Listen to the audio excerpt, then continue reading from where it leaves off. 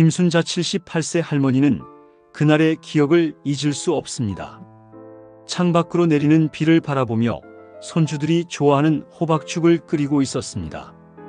며느리가 아이들 데리고 오겠다고 했기 때문이었죠. 그런데 갑자기 큰아들 영호가 전화를 걸어왔습니다.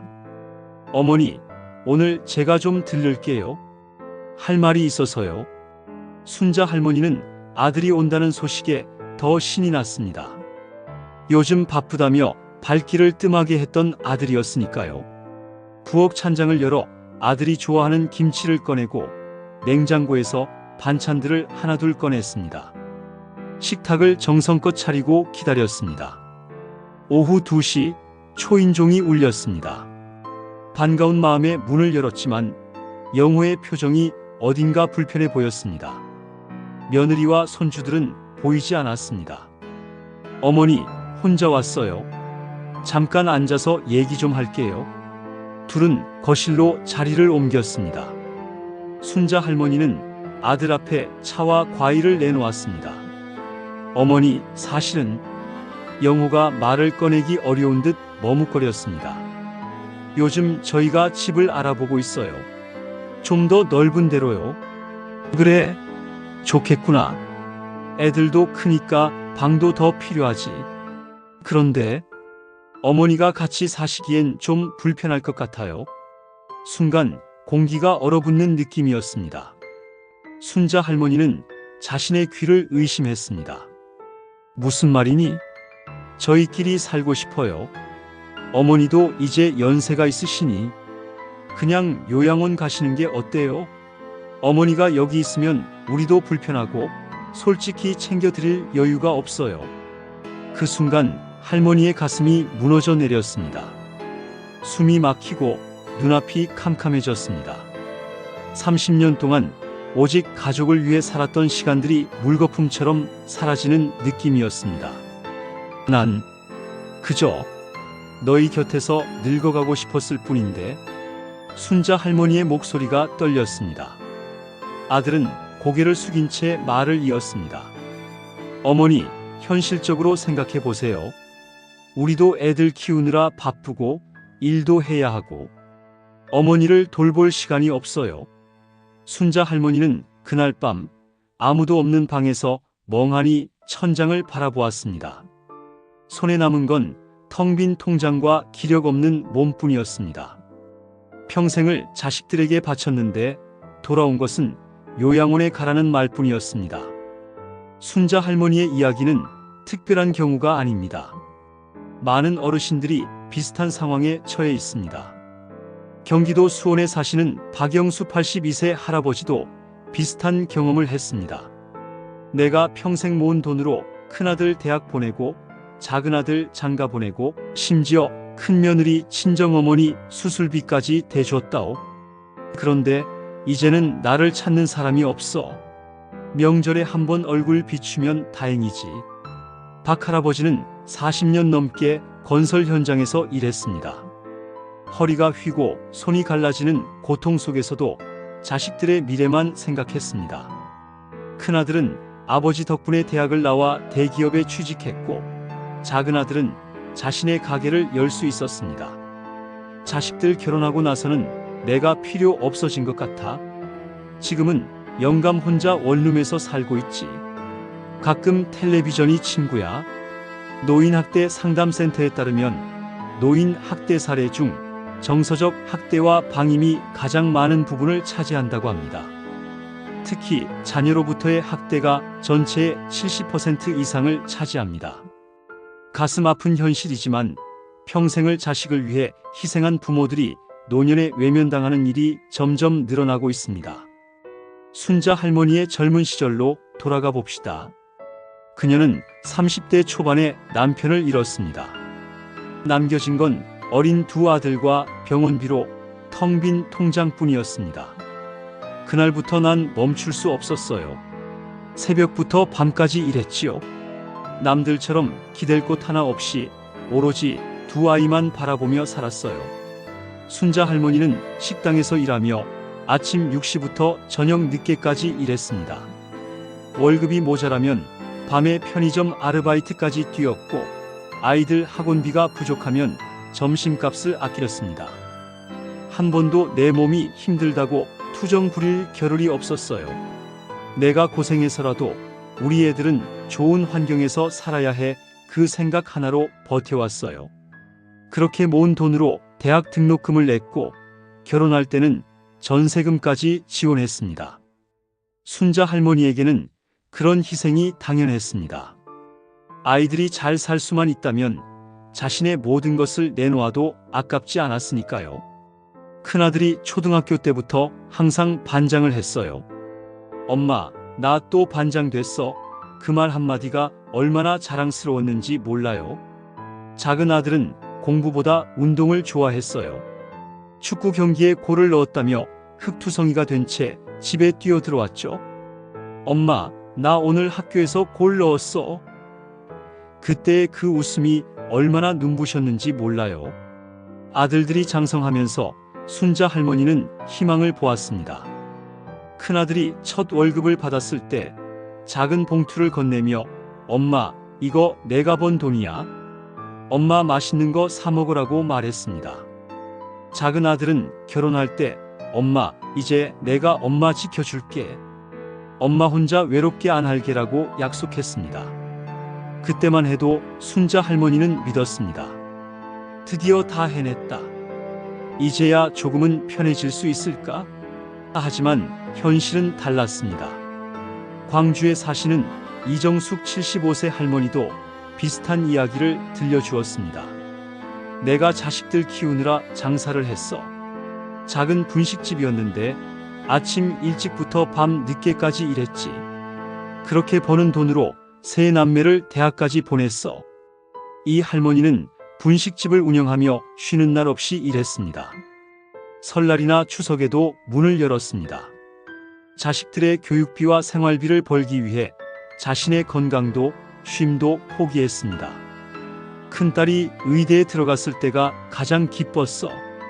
우리 집안에서 처음으로 의사가 나오는구나 싶어서 눈물이 나더라고.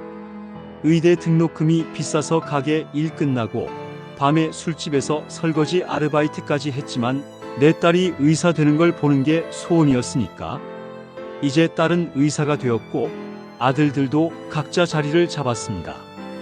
하지만 할머니를 찾는 이는 많지 않습니다. 명절에 와서 얼굴 비추면 그게 다야. 어디 아프다고 하면 엄마 약 챙겨 먹으라는 말 한마디로 끝이지. 내가 갑자기 쓰러져도 누가 알아줄지 모르겠어. 이 할머니는 작년에 전화기를 들고 딸에게 전화를 걸었다가 대화 중에 가슴이 아파 쓰러졌습니다. 다행히 119에 신고가 되어 병원으로 이송되었지만 자식들은 각자 바쁘다며 병원에 방문하지 않았습니다. 그때 정말 서럽더라고.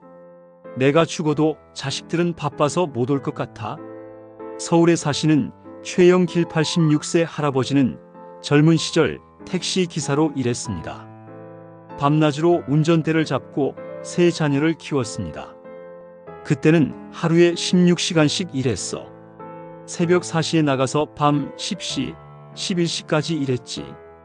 그렇게 번 돈으로 애들 키우고 집도 장만했어. 최 할아버지의 자랑은 자식들을 모두 대학에 보낸 것이었습니다.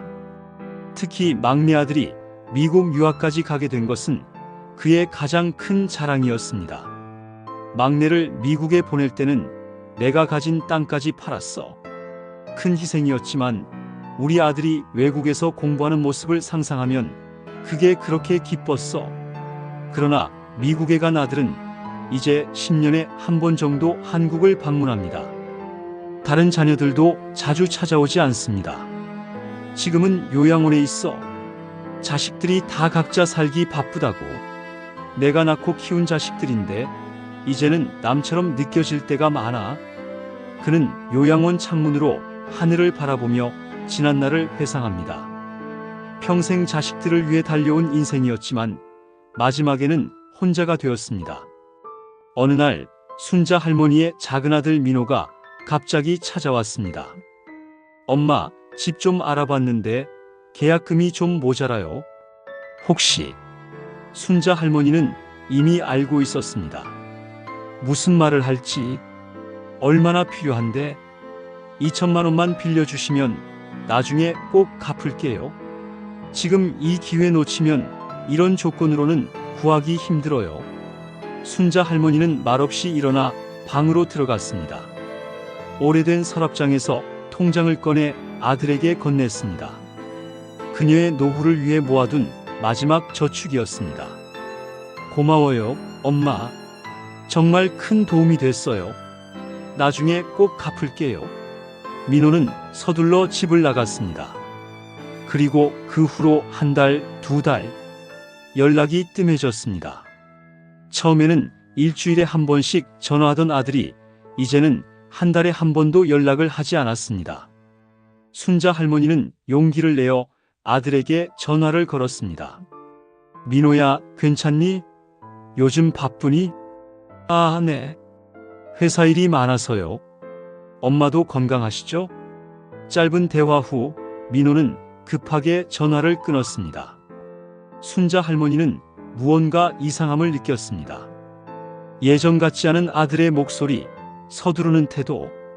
그러던 어느 날 명절이 되었습니다. 아들, 며느리, 손주들이 모였습니다. 순자 할머니는 새벽부터 일어나 정성껏 음식을 준비했습니다. 모처럼 가족이 모이는 날이니 기분이 좋았습니다. 식사를 마치고 아들들은 거실에서 이야기를 나누고 있었습니다. 순자 할머니는 부엌에서 설거지를 하며 그 소리를 무심코 듣고 있었습니다. 아, 진짜 요즘 너무 힘들어. 애 학원비에 대출 이자까지 돈 들어갈 때가 한두 군데가 아니야. 작은 아들 민호의 한숨 섞인 목소리였습니다. 이어지는 큰아들 영호의 말에 순자 할머니의 손이 멈췄습니다. 그러니까 엄마도 이제 좀 알아서 하셔야지. 솔직히 엄마가 여기 계속 사시는 것도 불편하지 않아? 맞아. 엄마도 좀 현실을 아셔야 해. 우리도 힘든데 자꾸 기대시면 안 되잖아. 심장이 덜컥 내려앉았습니다. 믿기지 않았습니다. 자신이 짐이 된 걸까요? 그리고 솔직히 엄마한테 돈이 없는 게 말이 돼? 그동안 우리가 용돈 드린 게 얼만데? 모아둔 거 분명 있을 텐데 왜 그렇게 없다 하는지 모르겠어. 그러게. 아빠 보험금도 있었을 거고 예전에 엄마 가게 하면서 모은 돈도 있었을 거고. 근데 왜 없다는 거야? 엄마도 이제 좀 자각하셔야 할 때야. 그 말을 듣는 순간 순자 할머니의 머릿속이 하얘졌습니다. 그동안 들었던 말들이 스쳐 지나갔습니다. 엄마, 이제 그만 쉬세요. 엄마, 이제 우리도 힘들어요. 엄마도 좀 알아서 하셔야죠. 흘려들었던 말들이 이제는 선명한 의미로 다가왔습니다. 엄마, 이제 손 떼세요. 엄마도 현실을 좀 아셔야죠. 그리고 마침내 마지막 한마디가 퍼즐처럼 맞춰졌습니다. 엄마, 그냥 요양원 가는 게 어때요? 그 순간 깨달았습니다. 자신은 이 집에서 더 이상 필요 없는 존재가 되었다는 것을. 더는 자식들에게 가족이 아니라 짐이 되어버렸다는 것을. 그날 밤 순자 할머니는 한숨도 자지 못했습니다. 새벽까지 멍하니 천장을 바라보며 생각했습니다. 평생을 자식들에게 바쳤습니다. 내가 아끼고, 내가 먹고 싶은 거 안 먹고, 내가 하고 싶은 거 다 참고 살았던 이유가 무엇이었을까요? 결국 이걸 들으려고 그렇게 살아온 걸까요? 그제야 진짜 깨달았습니다. 자신은 인생을 완전히 잘못 살았다는 것을.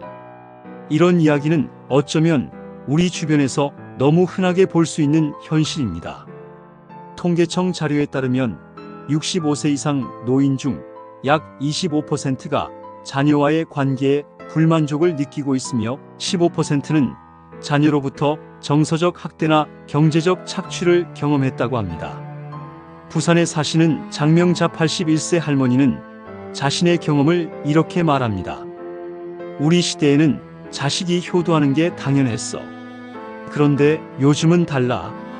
자식들 다 키워놓으면 부모는 쓸모가 없어져. 특히 돈이 없으면 더 그래. 장 할머니는 해산물 장사를 하며 세 자녀를 키웠습니다. 새벽 시장에서 물건을 떼어와 늦은 밤까지 장사를 했습니다. 덕분에 자녀들은 모두 대학을 나왔고 좋은 직장에 취직했습니다. 내가 자식들 결혼할 때 다 차려줬어. 큰딸은 아파트 전세금까지 내가 마련해줬지. 그런데 이제는 명절에도 잘 안 와.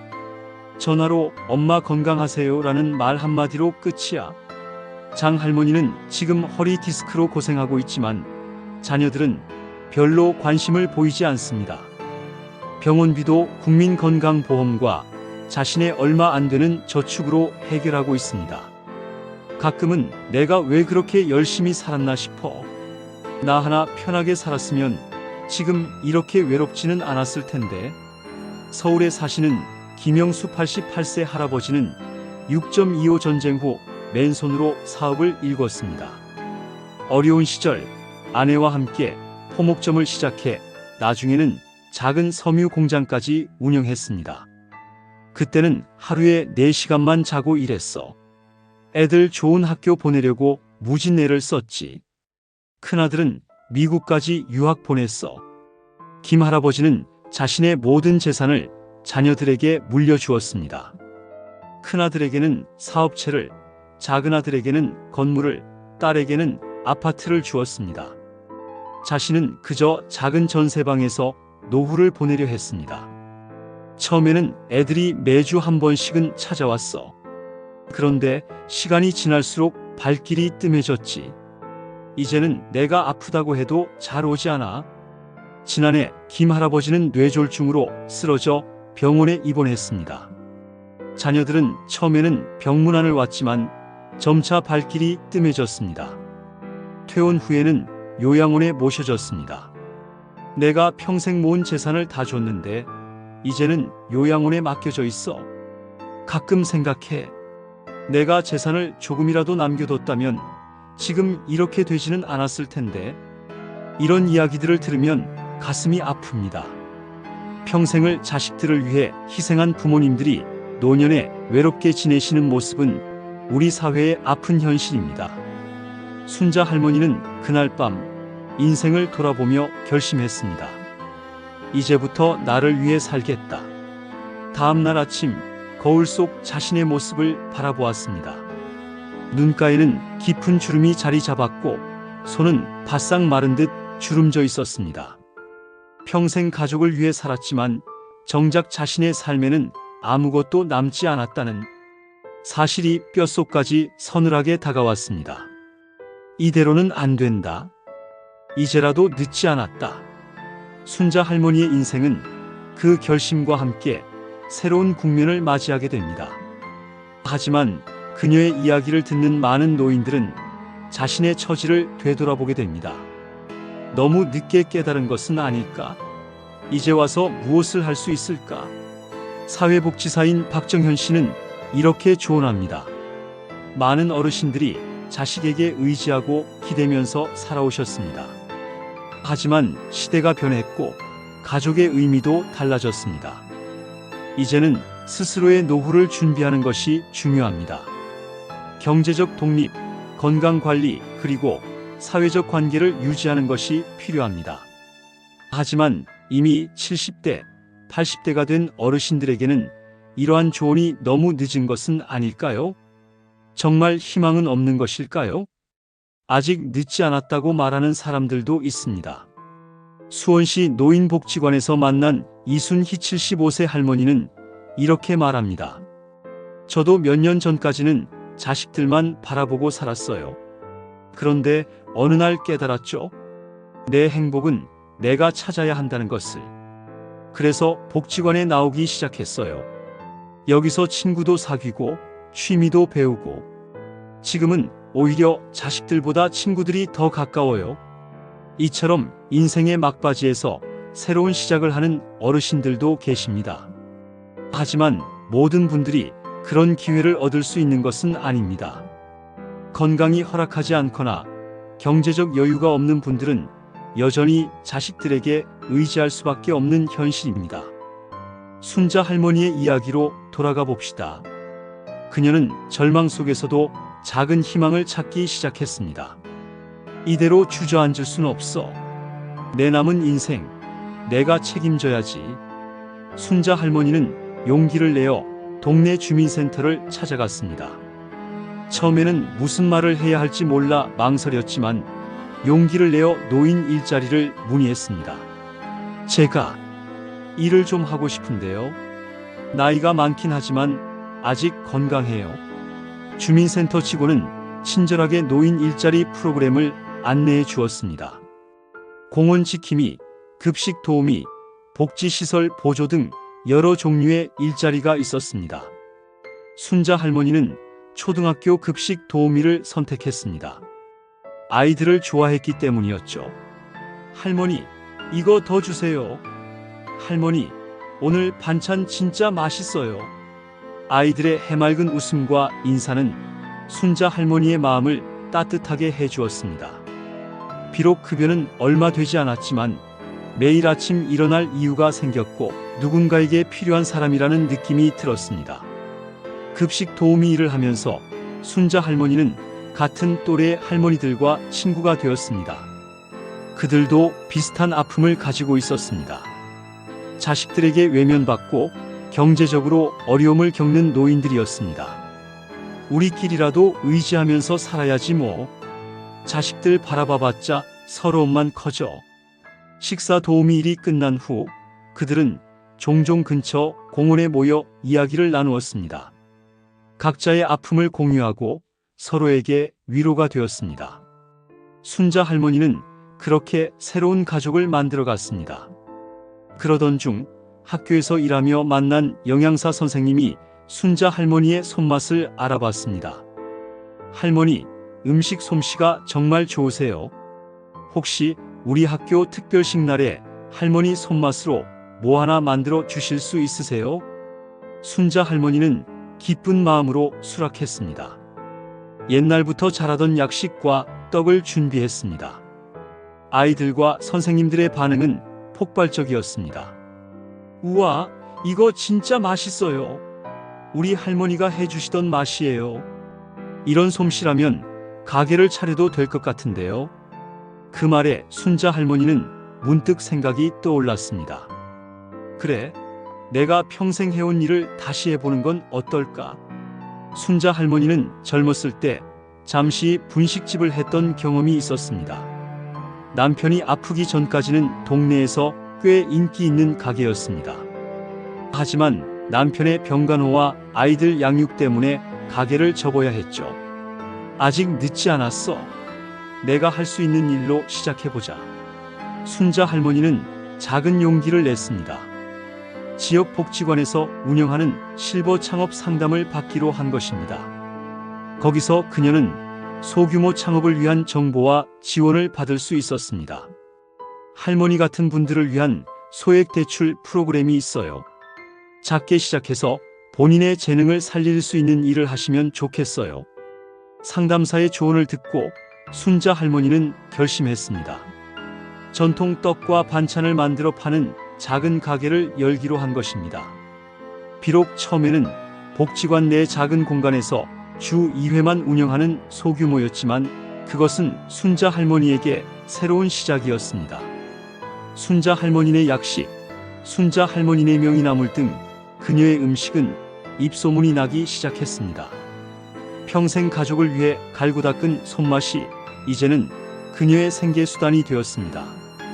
특히 명절 때는 주문이 밀릴 정도였습니다. 떡과 전, 나물 등 명절 음식을 혼자서 준비하기 어려운 젊은 세대들이 순자 할머니의 음식을 찾았습니다. 할머니, 이거 진짜 제 외할머니가 해주시던 맛이에요. 너무 그리웠던 맛이에요. 그런 말을 들을 때마다 순자 할머니는 가슴이 뭉클해졌습니다. 자신의 손맛이 누군가에게 위로와 그리움이 된다는 사실이 너무나 감사했습니다.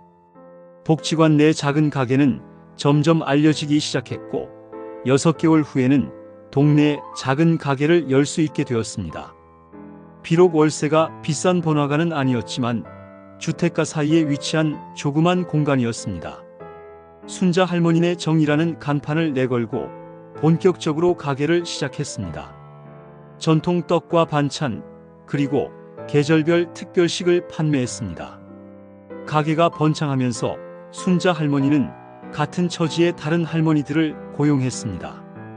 김 할머니는 떡을 함께 만들었고 박 할머니는 전 부치는 일을 도왔습니다. 그들도 자식들에게 외면받고 경제적으로 어려움을 겪던 노인들이었습니다. 우리 같이 힘을 합쳐 살아가자고. 혼자면 외롭지만 함께하면 든든하잖아. 그렇게 순자 할머니네 정은 단순한 가게를 넘어 비슷한 아픔을 가진 노인들의 공동체가 되었습니다. 이를 통해 수입도 얻고 서로에게 의지가 되는 새로운 가족이 탄생한 것입니다. 이런 순자 할머니의 이야기는 특별한 사례일까요? 아닙니다. 전국 각지에서 비슷한 경험을 한 노인들이 스스로의 힘으로 새로운 삶을 개척하고 있습니다. 대구에 사시는 박정희 77세 할머니는 자식들에게 버림받은 후 지역 노인복지관에서 공예를 배우기 시작했습니다. 처음에는 시간을 때우기 위한 취미였지만 그녀의 손재주가 알려지면서 주문이 들어오기 시작했습니다. 내가 만든 바구니와 인형을 사람들이 좋아하더라고. 이제는 작은 수입이 생겨서 자식들한테 손 벌리지 않아도 돼. 그게 얼마나 자랑스러운지 몰라. 전주에 사시는 김영길 83세 할아버지는 평생 몫으로 일했습니다. 은퇴 후에는 자식들에게 의지했지만 점점 소외감을 느꼈습니다.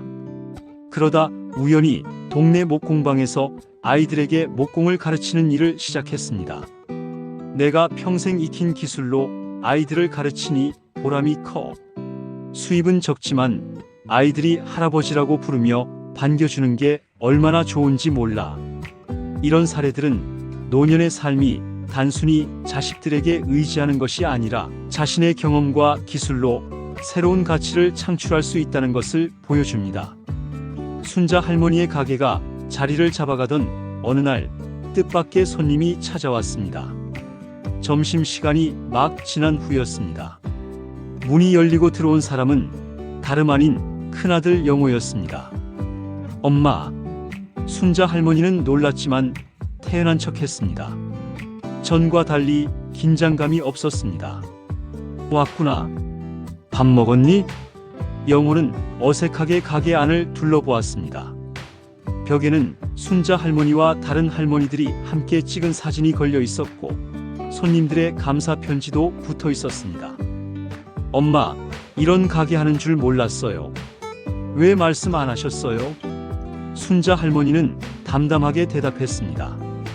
굳이 말할 필요가 있었을까? 너희들 부담될까봐. 그 말에 영호는 당황한 듯 머뭇거렸습니다. 요즘 지내시는 거 많이 불편하시죠?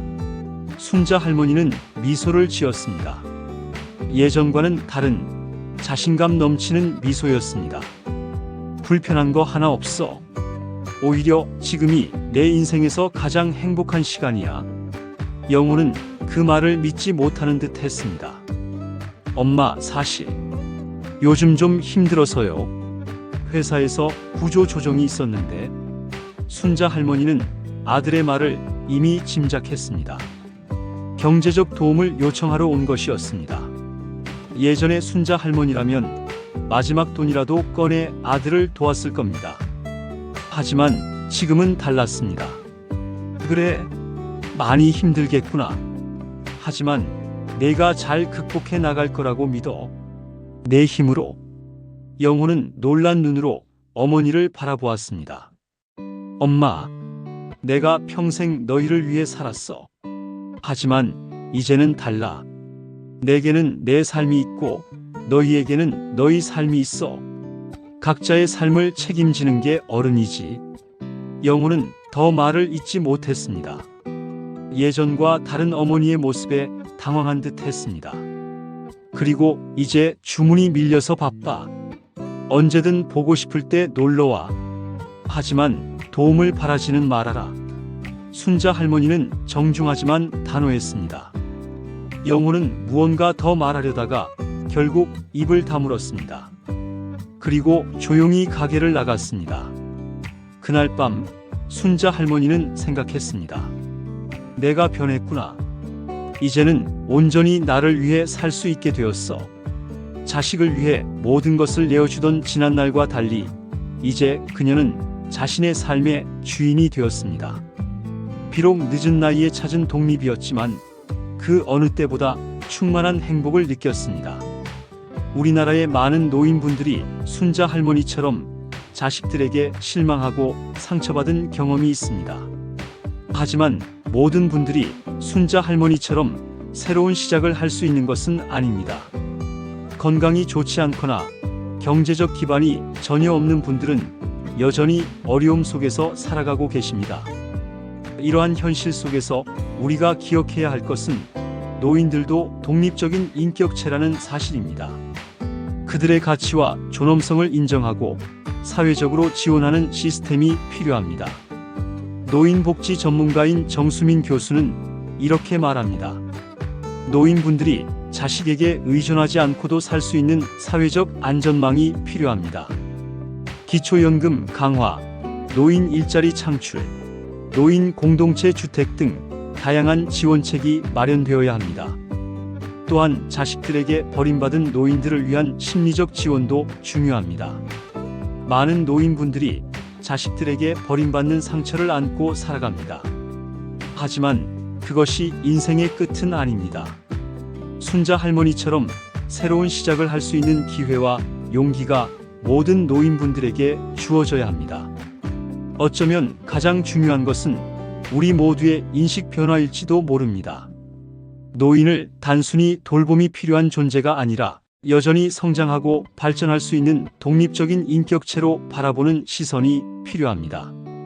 순자 할머니는 오늘도 자신의 가게에서 손님들을 맞이합니다. 그녀의 얼굴에는 이제 자신감과 행복이 가득합니다. 늦게 찾은 독립이지만 그 어느 때보다 충만한 삶을 살고 있습니다. 내 인생은 이제부터가 진짜 시작이야. 다시는 누구에게도 의지하지 않을 거야. 내 삶은 내가 책임질 테니까. 그동안 나를 짐처럼 여기던 사람들, 나를 이용하려 했던 사람들, 이제 그들에게 나는 더 이상 손쉽게 휘두를 수 있는 존재가 아니었습니다. 나는 이제 온전히 나를 위한 인생을 살고 있었습니다. 순자 할머니는 하루아침에 부자가 되었지만 그녀는 돈을 낭비하거나 과시하지 않았습니다. 대신 앞으로의 삶을 더 안정적으로 만들기 위한 현명한 선택을 했습니다. 하지만 갑자기 큰 돈을 얻었다고 해서 그냥 가만히 있을 생각은 없었습니다. 나는 이제부터 나를 위한 인생을 살기로 했으니까요. 순자 할머니는 먼저 금융 전문가를 찾아갔습니다. 자신이 어떻게 하면 평생 안정적으로 살 수 있을지 배우기 위해서였습니다. 어머니, 이제부터는 돈을 그냥 두지 말고 꾸준히 현금 흐름을 만들 수 있도록 투자하셔야 합니다. 순자 할머니는 전문가의 조언을 하나하나 새겨들었습니다. 그리고 실천했습니다. 첫 번째로 안정적인 현금 흐름을 만들기 위해 배당주에 투자했습니다. 은행 이자보다 더 나은 수익을 얻을 수 있는 우량 배당주를 찾기 시작했습니다. 기업이 망하지 않는 한 꾸준히 배당을 지급하는 배당, 성장주와 고배당 ETF 중심으로 포트폴리오를 만들었습니다. 예를 들어 글로벌 우량 기업 주식이나 안정적인 배당을 주는 국내 대기업 주식에 분산 투자했습니다. 그 결과 매달 주식 배당금이 그녀의 통장으로 꼬박꼬박 들어오기 시작했습니다. 생각보다 큰 금액은 아니었지만 물가 상승에 대비할 수 있고 기초연금보다 더 안정적인 수입원이 생긴 것입니다. 평생 처음으로 돈을 버는 경험을 했어요. 내가 일하지 않아도 돈이 들어온다는 게 얼마나 신기한지 몰라요. 두 번째로는 안전한 월세 수입을 위해 작은 오피스텔과 상가를 매입했습니다. 순자 할머니는 부동산 전문가와 상의하여 신중하게 물건을 골랐습니다. 어머니, 집값이 오른다고 무조건 좋은 게 아닙니다. 중요한 건 꾸준히 월세가 나오는 곳을 사는 겁니다. 순자 할머니는 곧바로 직장인이 많은 지역, 대중교통이 편리한 곳, 역세권, 병원과 가까운 지역에 위치한 오피스텔을 선택했습니다. 또한 은퇴 후에도 안정적인 임대 수익이 나올 수 있도록 공실률이 적은 상가를 찾았습니다. 그 덕분에 이제 순자 할머니는 일을 하지 않아도 매달 고정적인 임대 수입을 받을 수 있게 되었습니다. 20년 넘게 일만 하며 살아온 그녀에게는 꿈만 같은 일이었습니다. 하지만 순자 할머니는 여기서 멈추지 않았습니다. 그녀는 자신이 평생 잘해온 일, 즉 요리를 통해 새로운 시작을 하기로 했습니다. 그렇게 시작한 게 작은 반찬 가게였습니다. 처음에는 그저 조그맣게 동네에서 장사할 생각이었습니다. 집에서 해먹던 김치, 장조림, 나물 반찬을 조금씩 만들어 팔았을 뿐이었죠.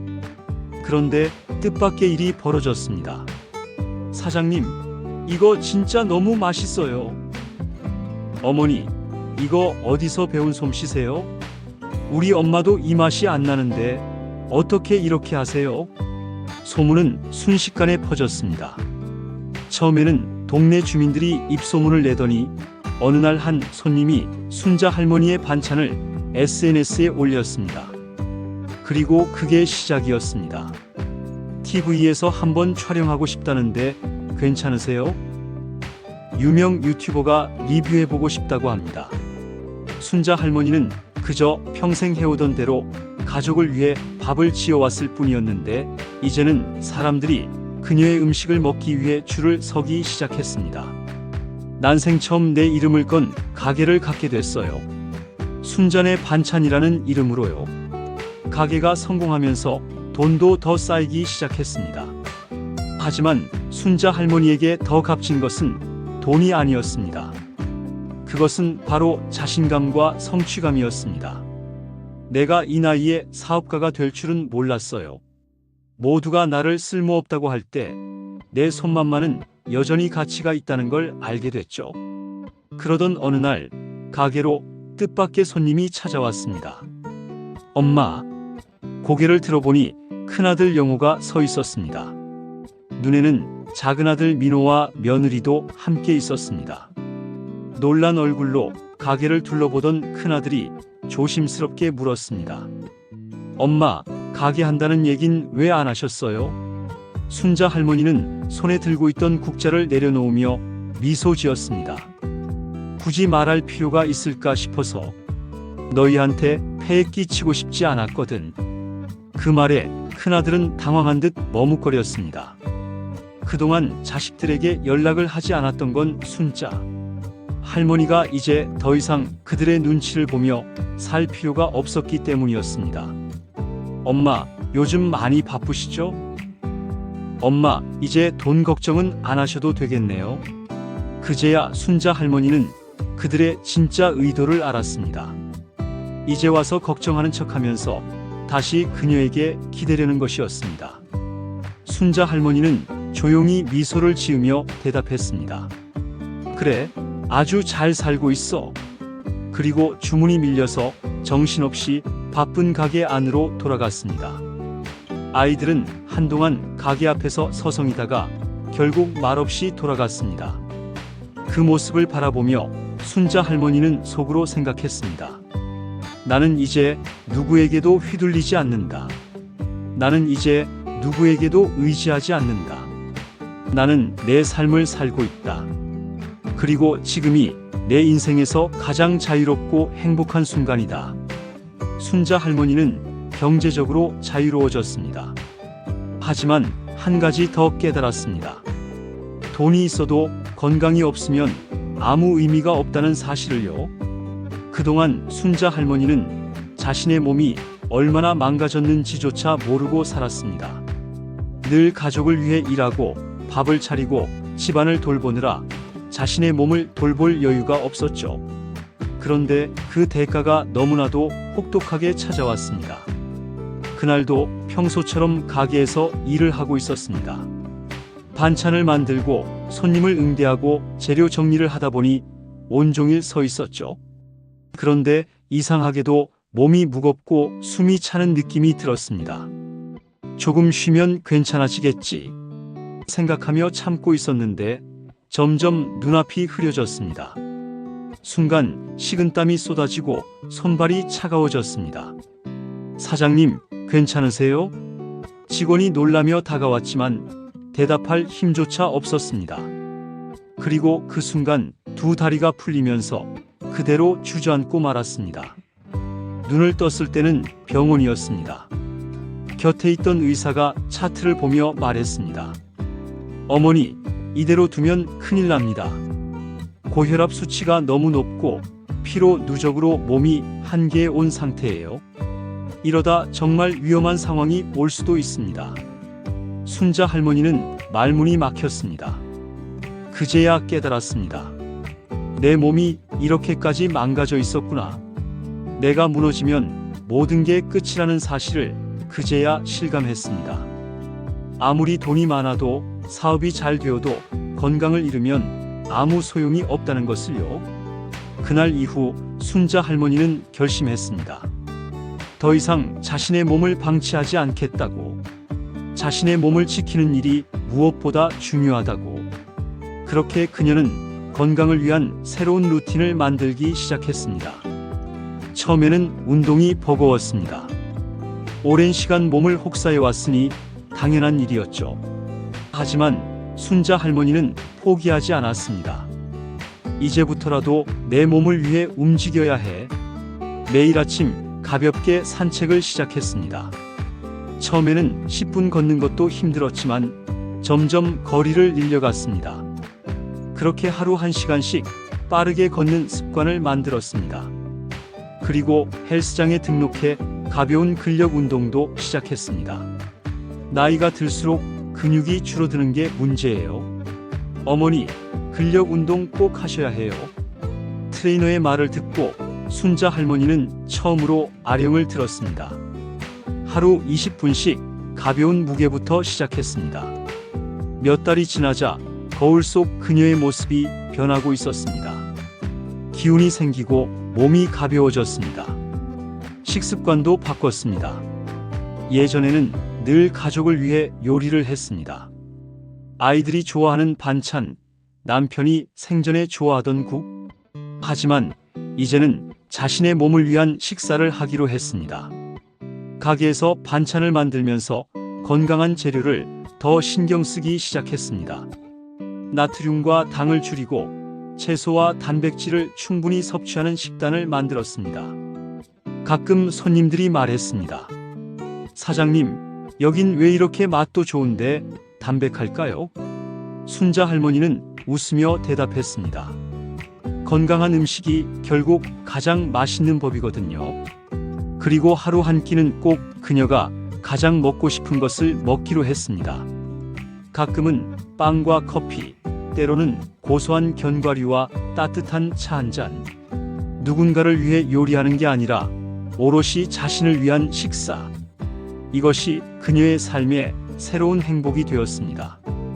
무엇보다 이제는 정기적으로 건강검진을 받기 시작했습니다. 예전에는 병원에 가는 게 귀찮고 겁이 났습니다. 괜히 검사하다가 안 좋은 소리라도 들을까봐 피하기만 했죠. 하지만 이제는 생각이 바뀌었습니다. 내 몸을 지키는 가장 확실한 방법이 바로 건강검진이다. 혈압, 혈당, 골밀도 검사를 빠뜨리지 않았습니다. 아플 때 치료하는 것보다 아프지 않도록 관리하는 게 훨씬 중요하다는 걸 깨달았습니다. 이제야 진짜로 알았어요. 돈이 많아도 건강을 잃으면 모든 것이 무너진다는 것. 그리고 내가 건강해야 내가 원하는 삶을 살아갈 수 있다는 것. 순자 할머니는 이제 건강을 잃고 후회하는 삶이 아니라 건강을 지키며 당당하게 살아가는 삶을 선택했습니다. 순자 할머니의 이야기는 많은 노인들에게 용기와 희망을 줍니다. 비록 그녀처럼 갑자기 큰 돈을 얻는 행운이 모두에게 찾아오는 것은 아니지만 자식에게 의지하지 않고 자신의 삶을 살아가는 모습은 우리 모두에게 교훈을 줍니다.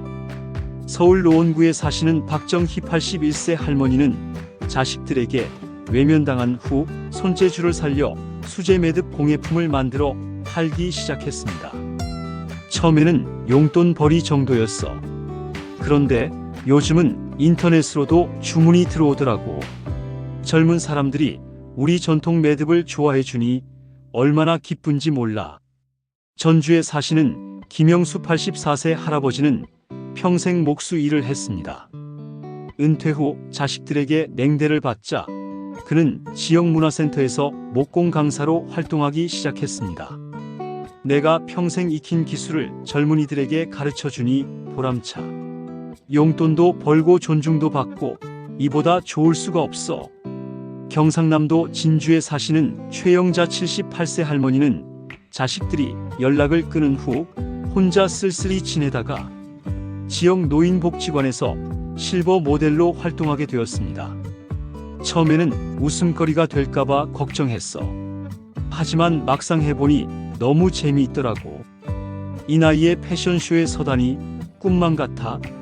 이처럼 많은 노인들이 자식에게 버림받은 상처를 딛고 새로운 삶을 개척하고 있습니다. 중요한 것은 경제적 독립, 건강관리, 그리고 사회적 관계를 유지하는 것입니다.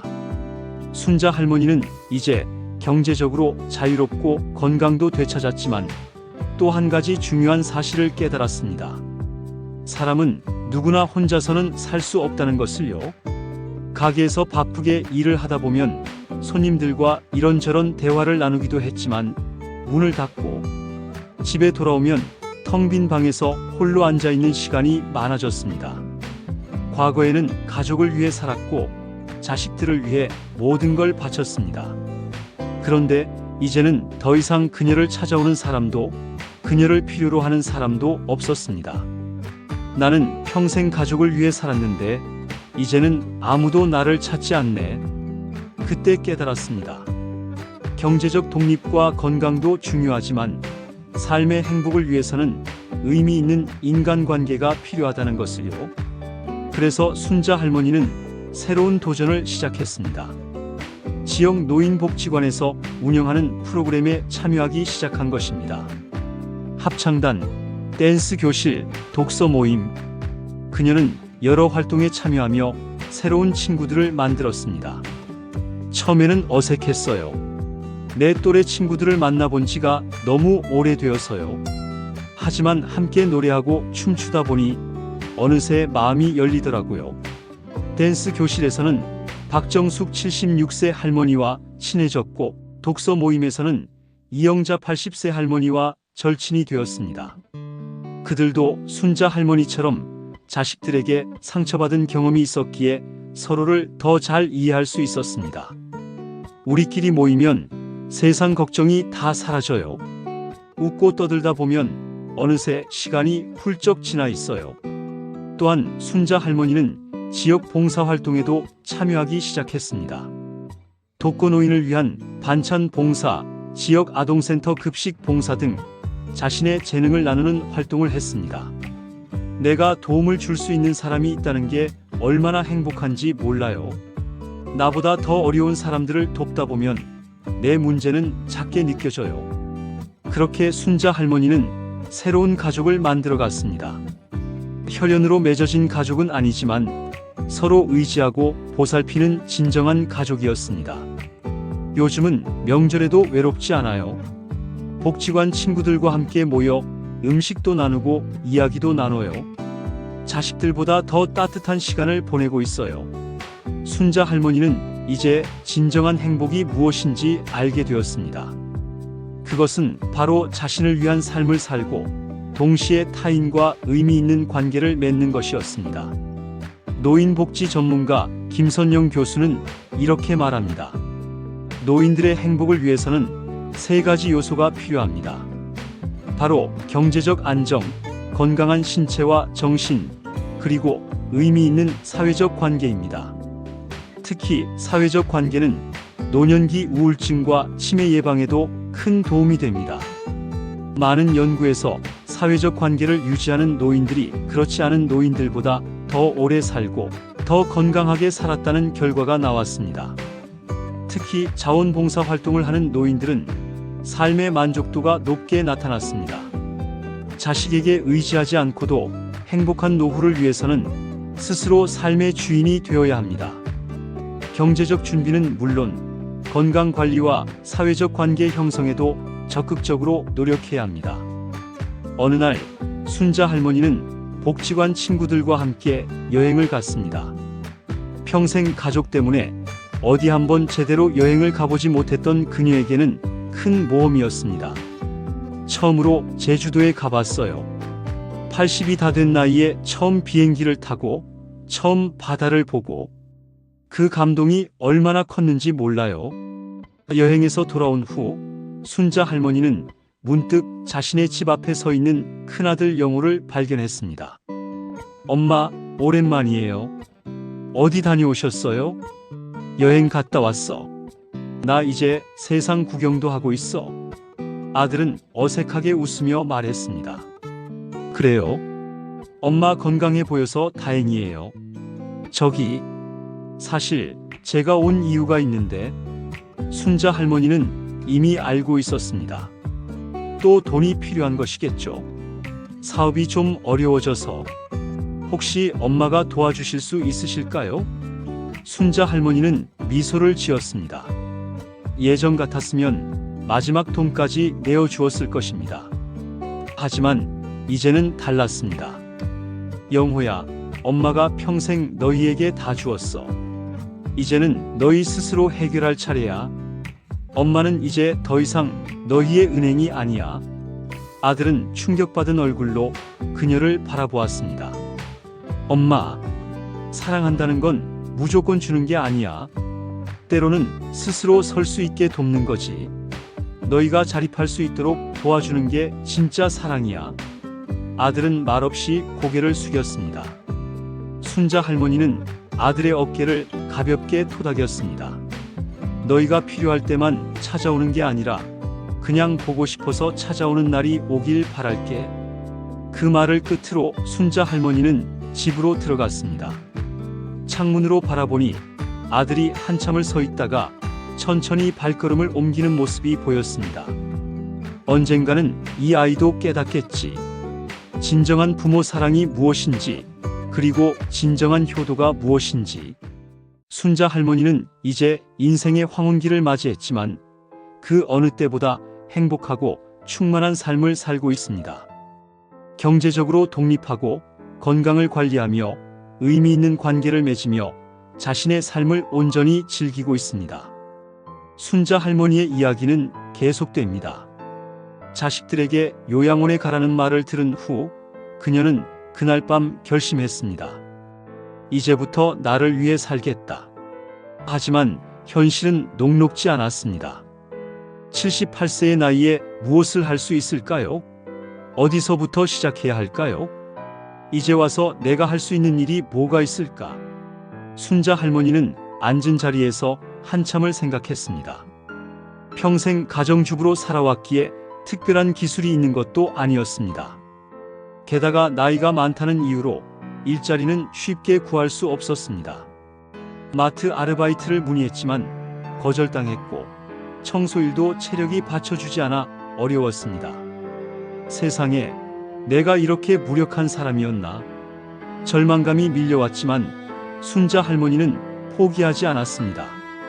자식들에게 기대지 않고 스스로 살아가기 위해서는 무엇보다 경제적 독립이 필요했기 때문입니다. 그때 문득 남편이 살아생전에 했던 말이 떠올랐습니다. 당신이 땅만 절대 팔지 마. 언젠가 큰 돈이 될 거야. 남편이 떠나고 20년이 지났습니다.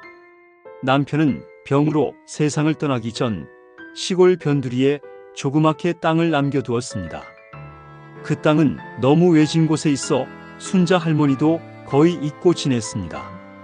사실 땅을 팔아 자식들 대학 등록금이나 결혼 비용으로 쓰고 싶은 적도 있었지만 남편의 유언을 지키기 위해 참아왔습니다. 그 땅이 지금은 어떻게 되었을까? 궁금증이 생긴 순자 할머니는 다음날 아침 일찍 부동산에 전화를 걸었습니다. 저기요, 혹시 20년 전에 남편이 사둔 땅이 있는데요. 부동산 중개인은 주소를 묻더니 갑자기 목소리가 달라졌습니다. 어머니, 이 땅 지금 내놓으실 생각 있으세요? 네. 왜요? 어머니 땅이요. 지금 개발 예정지로 포함됐습니다. 토지 보상이 어마어마하게 올랐어요.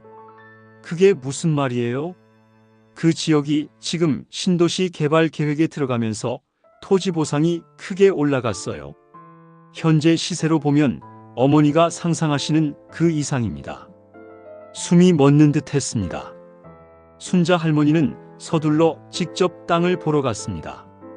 몇 년 전만 해도 허허벌판이었던 그곳이 이제는 새로 지어진 도로와 건물들로 가득 차 있었습니다.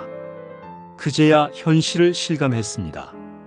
남편이 남긴 이 작은 땅이 그녀의 인생을 완전히 바꿔놓을 운명적인 열쇠였던 것입니다. 세상에, 영감이 정말 천리 앞을 내다봤구나. 순자 할머니는 그 자리에서 땅을 처분했습니다. 그리고 통장으로 들어온 금액을 본 순간 숨이 멎는 것 같았습니다. 이 돈이 정말 내 돈이라고. 20년 동안 남편이 남긴 작은 땅, 그 땅 하나로 그녀는 평생 처음으로 경제적 자유를 얻었습니다. 그동안 자식들 뒷바라지하느라 한 번도 제대로 된 재산을 가져본 적이 없었던 순자 할머니에게는 꿈만 같은 일이었습니다. 이런 행운이 모든 노인들에게 찾아오는 것은 아닙니다. 하지만 경제적 준비의 중요성을 일깨워주는 사례라고 할 수 있습니다. 대구에 사시는 이명자 76세 할머니는 남편이 남긴 작은 보험금으로 노후를 준비한 경우입니다. 남편이 암으로 돌아가시기 전에 보험에 가입해놨어. 처음에는 보험료 내는 게 아깝다고 생각했는데 지금 생각해보면 그게 우리 가족을 살렸지. 이 할머니는 남편이 남긴 보험금 3천만 원을 현명하게 활용했습니다. 일부는 안전한 정기예금에 넣고 일부는 월세가 나오는 작은 원룸에 투자했습니다. 비록 큰 수입은 아니지만 기초연금과 함께 최소한의 생활은 유지할 수 있게 되었습니다. 자식들 손 안 벌리고 살 수 있다는 게 얼마나 감사한지 몰라. 내가 경제적으로 독립하니까 자식들도 나를 대하는 태도가 달라졌어. 반면 부산에 사시는 김영수 84세 할아버지는 모든 재산을 자식들에게 물려준 후 경제적으로 어려움을 겪고 있습니다.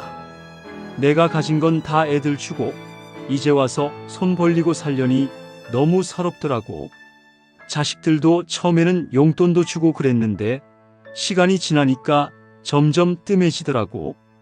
김 할아버지는 요즘 공원에서 폐지를 주워 조금이라도 수입을 만들려고 노력하고 있습니다.